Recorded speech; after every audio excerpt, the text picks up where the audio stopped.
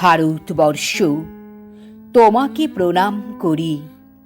সর্বপ্রথম তোমার সূর্য আমার চোখে মুছে দিল সর্বরি। তোমার মাটিতে আমার এ দেহ গড়া, বাতাসে বাতাসে নিঃশ্বাস বায়ু ভরা।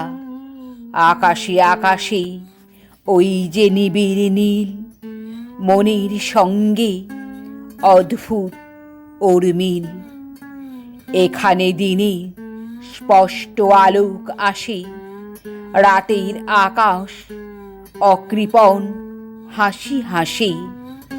এখানে নদী ক্ষীরতোয়া খরবে, জল সঞ্চিত পুঞ্জিত কালো মেঘ অকৃপণ।